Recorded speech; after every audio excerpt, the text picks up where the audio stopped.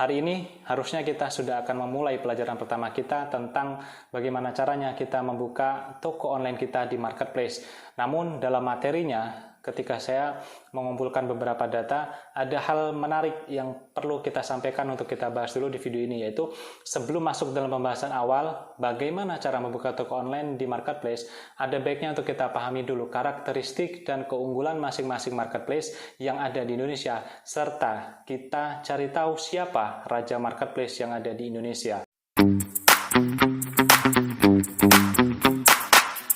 Saat ini semakin banyak pebisnis yang berjualan di e-commerce dan juga marketplace di Indonesia. Nah, menarik untuk kita sampaikan bahwa bukan hanya pelaku UMKM saja, bahkan brand-brand besar pun ikut ambil bagian untuk masuk dan berjualan di marketplace. Ini menarik sekali. Ya, hal ini terbukti dari angka pertumbuhan marketplace di Indonesia yang terus meningkat pesat khususnya di masa pandemi. Setiap tahunnya transaksi melalui marketplace ini terus meningkat secara signifikan. Perlu diketahui bahwa marketplace pertama kali di dunia dan sebagai pelopor yang mempopulerkan budaya belanja melalui internet adalah bernama eBay. Dan ini sejarah. Nah, pada saat itu tahun 1995, meski menjadi pelopor untuk pertama kalinya di bidang belanja online, namun marketplace yang paling populer di dunia saat ini bernama Amazon. Ya, di Indonesia sendiri marketplace lokal seperti Tokopedia dan juga Bukalapak merupakan pemain-pemain awal yang masih merajai dan telah meraih status unicorn dengan valuasi lebih dari 1 miliar US dollar. Kita coba lebih mempersempit ruang lingkup pembahasan kita dari yang tadi global bernama eBay, kemudian kita akan coba masuk karena kita berdomisili dan juga kita akan memulai bisnis di Indonesia. Ya, kita akan membahas dulu tentang Tokopedia. Tokopedia ini berapa sih jumlah kunjungannya? Yaitu di angka 135 juta kunjungan per bulan, luar biasa. 135 juta kunjungan setiap bulannya. Ya, di kuartal 1 tahun 2021 dengan data ini bisa dibilang Tokopedia adalah marketplace terbesar nomor 1 di Indonesia. Perusahaan yang didirikan oleh Launtinus Alpha Edison dan juga William Tanuwijaya ini pada tahun 2009 memang dikhususkan dalam e-commerce dengan menyediakan berbagai macam pilihan produk. Ya, Tokopedia sendiri merupakan platform bisnis yang bersifat customer to customer atau C2C, di mana konsumen secara langsung merasakan dan menjual ke konsumen lain, tetapi juga mengandalkan strategi bisnis yang bernama B2C atau business to customer, di mana official store ikut berjualan memasarkan produk-produk mereka langsung kepada customer. Nah, menarik untuk kita tarik data siapa marketplace terbesar di Indonesia dari data-data jumlah kunjungannya. Ternyata menempatkan perusahaan milik C Group bernama Shopee. Didirikan di Singapura dan kini menjadi e-commerce terbesar kedua di Indonesia dengan jumlah kunjungan 124,40 juta, mendominasi jumlah kunjungan bulan sepanjang tahun 2020 lalu. Ya, bahkan marketplace ini juga menjadi juara bertahan dalam konteks peringkat e-commerce di App Store dan juga Play Store sebagai platform belanja online yang sangat populer.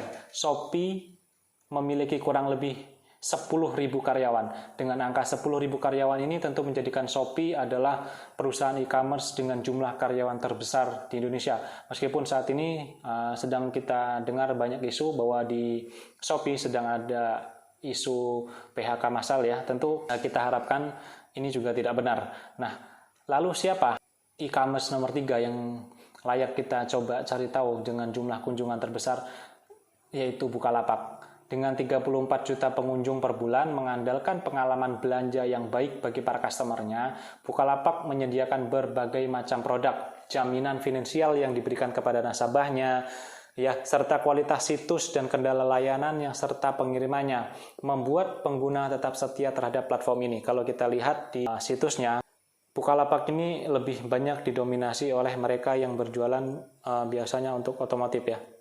Itu menurut analisa saya. Kemudian yang keempat ada Lazada. Meskipun masuk dalam daftar marketplace lokal, menariknya Lazada ini juga merupakan platform belanja online yang juga terkenal di negara Asia Tenggara seperti Filipina, Singapura, Vietnam, Malaysia, dan juga Thailand.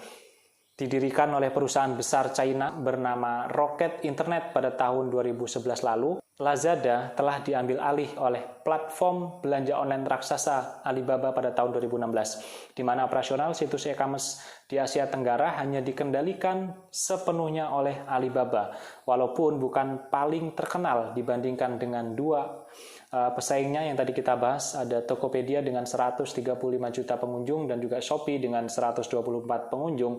Ini tentu menarik untuk kita menjadikan Lazada juga salah satu pilihan untuk kita berbelanja online. Dalam konteks ini, saya ingin mengajak Anda untuk berjualan juga di Lazada. Apa kesimpulan yang menarik dari data-data yang tadi saya sampaikan? Saya ingin untuk membuka paradigma Anda dulu sebelum Anda berjualan online lebih jauh di marketplace. Ya, setiap marketplace memiliki karakteristiknya masing-masing, ya, di mana karakteristik tersebut meliputi reputasi, contohnya ya, perbandingan harga, variasi produk, layanan logistik, hingga karakteristik penggunanya.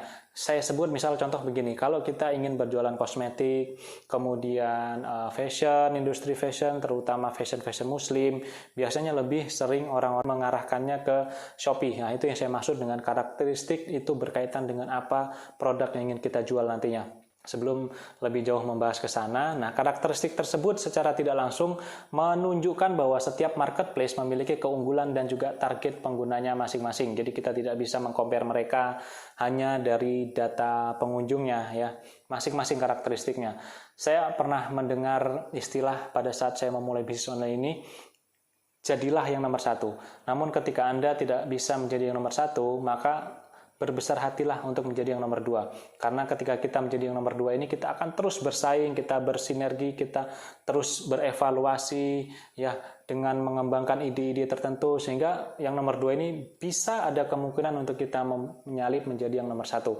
Tetapi uniknya, ketika kita tidak bisa menjadi yang nomor dua, maka jangan sekali-kali berpikir kita menjadi yang nomor tiga. Kenapa? Karena selamanya kita akan menjadi ekor dari orang-orang yang nomor satu dan nomor dua. Ketika kita tidak sanggup menjadi yang nomor dua, maka kita bekerja sama dengan pihak yang sedang terbaik, yaitu nomor satu atau yang nomor dua. Dengan demikian, kita juga menjadi orang yang nomor satu atau nomor dua, karena kita berpartner dengan mereka.